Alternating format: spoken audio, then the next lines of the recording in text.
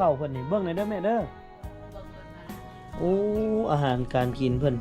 ซีนบ่ได้เอ้าข้าวนี่คือบ่ใส่แอบคือใส่แบบซี่เลยเนาะข้าวให้พี่น้องนี่คือข้าวให้พาข้าวเพิ่นของอยู่ของกินส่วนใหญ่เขาเจ้าจะกินหมูเนาะหมูก็หากินตามป่าตามดงหาของอยู่ของกินตามป่าตามดงน้องสาวแต่งข้าวแล้ว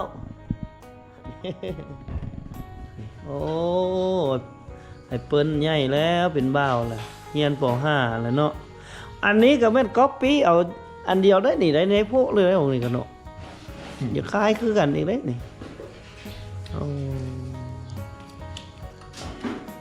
4 คนแล้ว4เลยเนาะ4แล้ว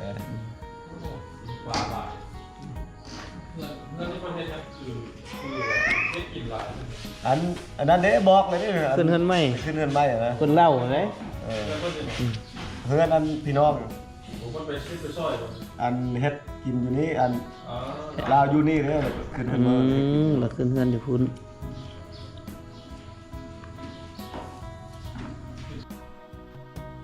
ห้องน้ำก็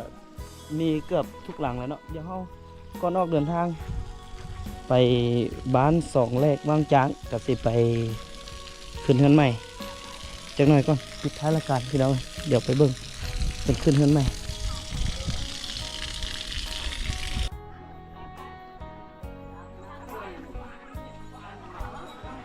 ขึ้นเฮือนใหม่ก่อนบาทนี่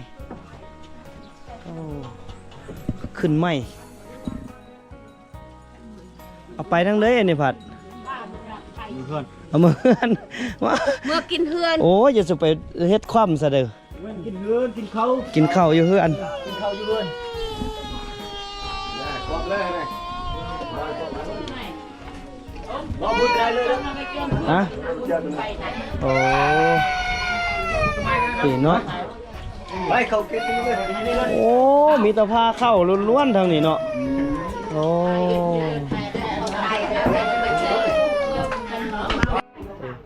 เบิ่งดูพี่น้องก็ขึ้นเฮือนใหม่ได้นี่มีแต่ผู้สาวเก้าผู้สาวแต่เก้าผู้สาวแต่เก้ายังวะแต่เก้าแล้วเป็นผู้สาวแต่เดี๋ยวนี้ก็เศร้าเป็นแล้วเนาะงามไม่ยังเลยตัวขอเนี้ยเด้อหน้าตาหัวหลังตัวพี่กินกำลังกินข้าวไม่ได้กินข้าวแล้วกันแล้วเนาะขึ้นเฮือนเนาะข้าวกินเหล้าแล้วกันแล้วตามที่ตามคลองเลยขึ้นเฮือนใหม่กันดิมาเซิร์นมาไปเอาไปทางไหนละเบิ่งขอญาติเข้าผ่ากลางเลยแล้วเขาเบิ่งนี่โอ้อันนี้พาลุงตาเนาะนี่เนาะพาลุงตาพาเข้าผู้ได้เจ้าเฮือนพูดเอาเจ้าคนแรกเลี้ยงคนแรกเลี้ยงเลยใช่โอ้เบิ่งเลยเบิ่งโน้ให้น้องเอากินได้เจ้าเฮือนใช่พี่บอกเจ้าเฮือนน่ะปลาตัวขึ้นไม่เนาะโอ้ออกเฮือนบ่เลยเนาะใดเอาเมียไม่โอ้คือหมานแท้คนมีวาสนาเด้เดี๋ยวนี้ย่างผู้นึงแล้วประดานมา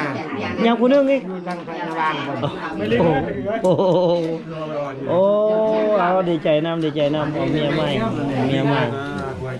เอาเมียเพิ่มเอาเมียเพิ่มอีกโอ้ก็ดีแล้วเนาะจังได้เห็นหลายคนท่านเพื่อนคนโอ้ใครเนี่ยแต่บ่เท่าเนาะเอาผู้เดียวแล้วเลยผู้เดียวล่าสุดได้ผู้เดียวผู้นี้ผู้ก่อนบ่ฮู้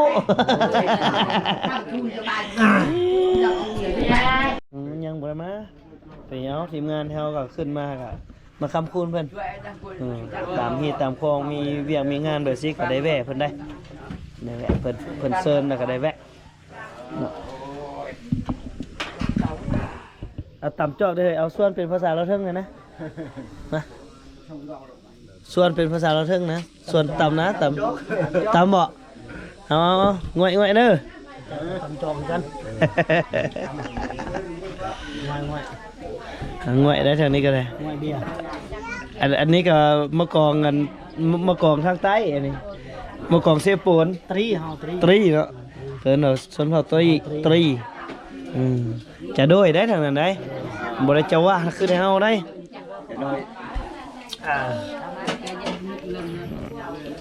แต่นิ่งไว้คือกันเนาะตามที่จำพ้องเลยจะโดยไงเด้ออันนี้วัดเจ้าว่าไงเด้อแลกเปลี่ยนวัฒนธรรมแลกเปลี่ยนภาษาระหว่างชนเผ่ากับชนเผ่าอยู่ทางภาคใต้ภาคกลางกับภาคเหนือมันต่างกันเนาะการขึ้นทางภาคเหนือมันเป็นสิเป็นชนเผ่าอันนั้นได้บ่นี่คือมุอะไรบ่นี่ลาวกลางไปเพิ่นบ่ฮู้เลยแล้วเว้าคนละอย่างเลยได้คือมุได้สิบ่คือภาษาโซ่ให้เฮาได้ทางโซ่ให้เฮาเพิ่นแนวนึงโซ่สวยยังพอเข้าใจก็มุแล้วเลยงามเลยร้านค้าชุมชนซุปเปอร์มาร์เก็ตใช่เจ้าของร้านดิซื้อเครื่องได้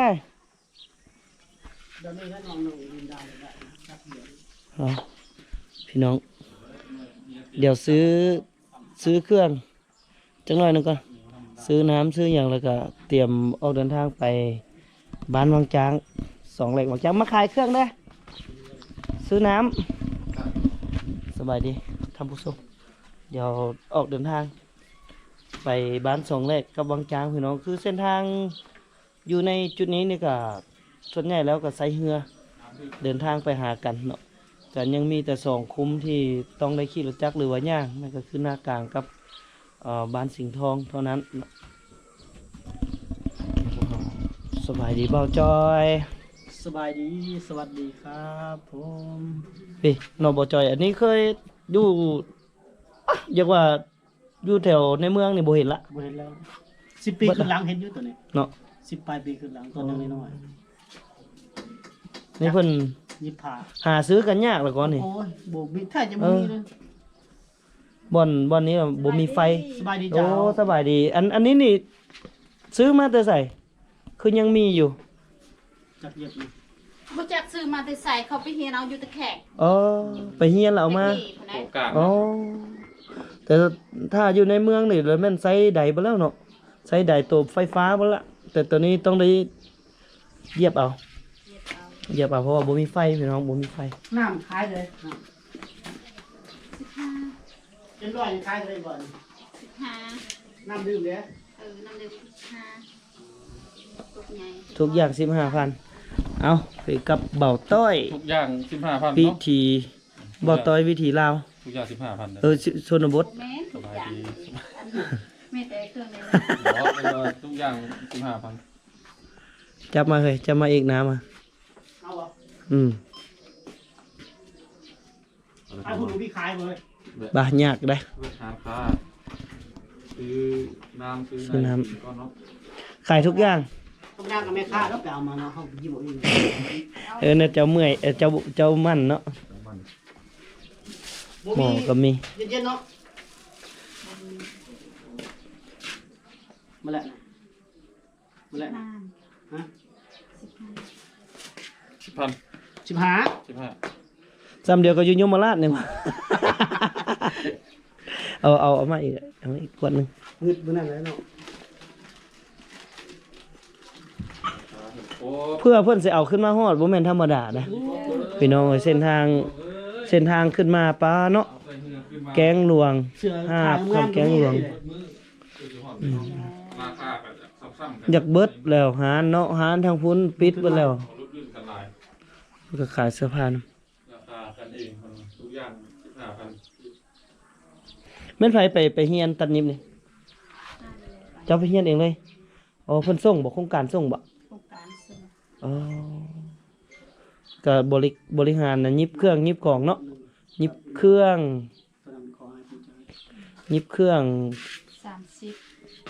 30 ถึงแล้วเนาะ ใน30 เดี๋ยวเข้าใ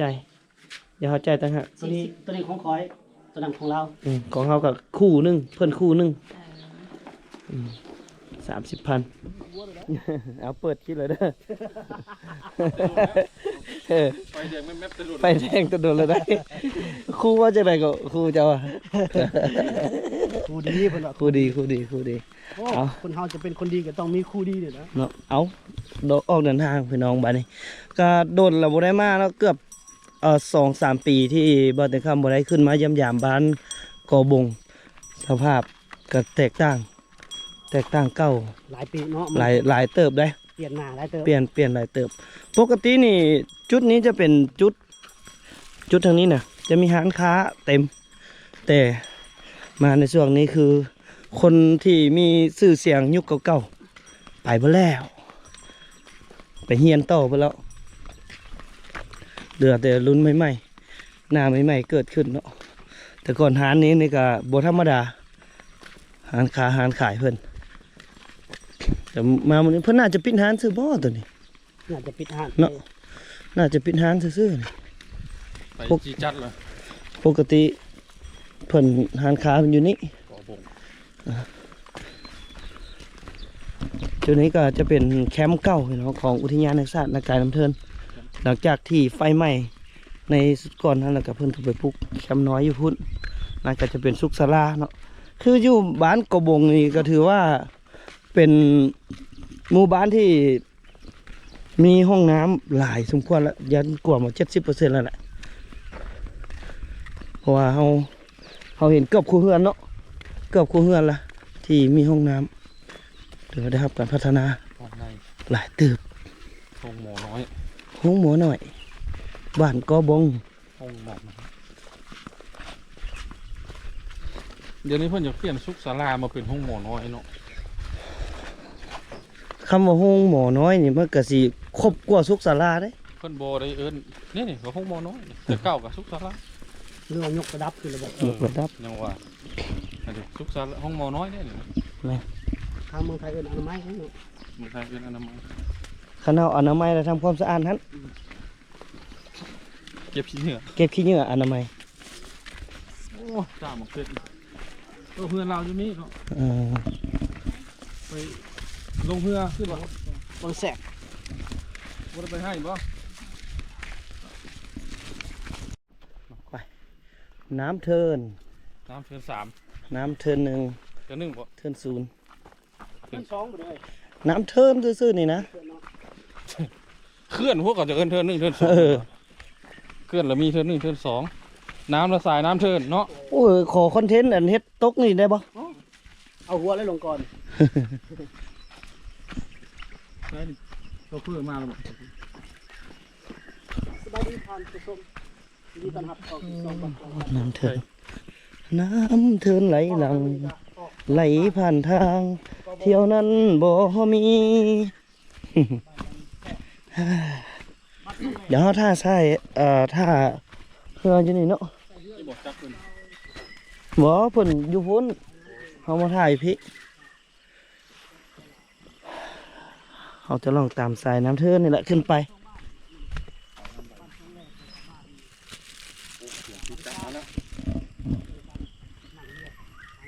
หางยาว ไป ไปจอน จน จน จนยวงแม่นบ่เฮ้ย น้อยมาขึ้นเนาะ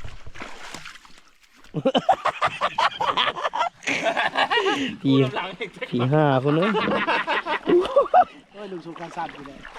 โอ้ยลงน้ำบ่อยากเปียกเป็นไปบ่ได้ดอก อุตส่าห์หัวควันเขาประสุดท้ายเฮาได้ลงน้ำ